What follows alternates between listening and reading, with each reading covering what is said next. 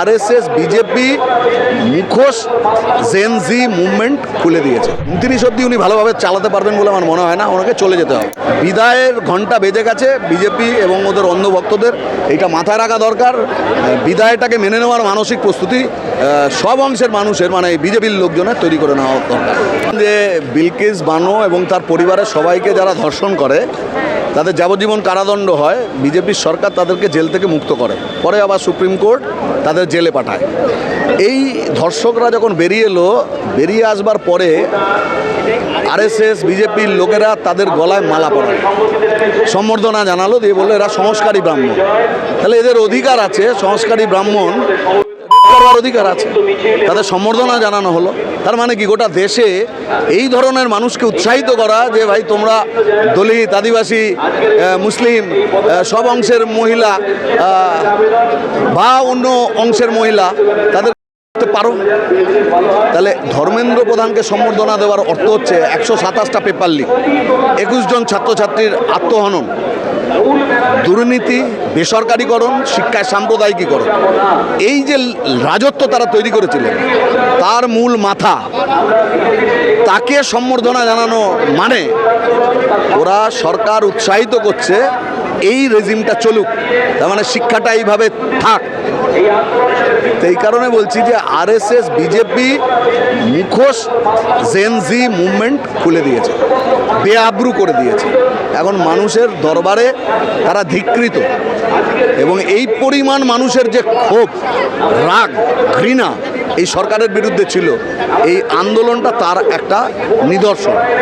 কাজেই ওর লাইনে থাকবে, আদানি আম্বানির পুজো করবে, দেশকে লুট করতে দেবে, আর দুর্নীতি, বেসরকারীকরণ, সাম্প্রদায়িকীকরণের রাস্তায় হাঁটবে।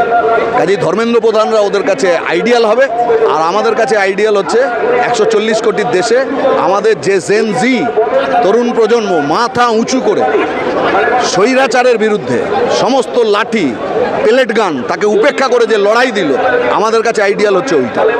স্বাভাবিক, ঐতিহাসিক কৃষক আন্দোলনকে ভাঙবার জন্য ওরা খালিস্তানপন্থী বলেছিল, নানাভাবে দেশদ্রোহিতার তকমা লাগিয়েছিল। তারপর যে নেগোসিয়েশন হয়েছিল, যে কথা দিয়েছিল, সেই কথা তারা রাখেনি। এখন আমেরিকার সঙ্গে যে ডিল করেছে, সেই ডিলে কৃষিজাত পণ্য বিদেশি পণ্যে এই বাজার ছেয়ে যাবে। তার ফলে এখানকার কৃষিজীবী মানুষ তারা পড়বেন বিরাট বিপদে। সারে ফাটকাবাজি চলছে, ভেজাল সার চলছে, বিরাট দাম, বিপুল পরিমাণ কৃষির খরচ বেড়ে গিয়েছে। ফসলের যে দামের জন্য তারা লড়াই করেছিল তা হয়নি। বিদ্যুতের যে আইন তারা প্রয়োগ করতে চেষ্টা করেছিল ঘুরপথে, সেটাকেই আবার প্রয়োগ করবার রাস্তায় তারা গেছে। তাহলে কৃষক আন্দোলন যে কারণগুলোতে হয়েছিল তার কোনোটাই মোদী সরকার রাখেনি। ঠিক যেমন ছাত্র আন্দোলনের ক্ষেত্রে যে শর্তগুলো ছিল তা মানতে চাইছে না, ধরপাকড়ের রাজত্ব তৈরি করতে চাইছে, ওখানেও তাই। তার ফলে কৃষকরা আন্দোলনের পথে গেছে, এবং সমস্ত অংশের মানুষই, সমস্ত ক্ষেত্রের মানুষই সরকারের ওপরে ভীষণ চটা। শ্রমজীবী মানুষ, শ্রমিক, কৃষক, মেহনতি মানুষ, ছাত্ররা, মহিলারা সবাই তাদের নিজেদের এজেন্ডায় এই সরকারের চলে যাওয়া এখন চাইছেন। কাজে এটা সময়ের অপেক্ষা। 29 অবধি উনি ভালোভাবে চালাতে পারবেন বলে আমার মনে হয় না, ওনাকে চলে যেতে হবে। বিদায়ের ঘন্টা বেজে গেছে বিজেপি এবং ওদের অন্ধভক্তদের, এইটা মাথায় রাখা দরকার। বিদায়টাকে মেনে নেওয়ার মানসিক প্রস্তুতি সব অংশের মানুষের, মানে বিজেপির লোকজনের তৈরি করে নেওয়া দরকার।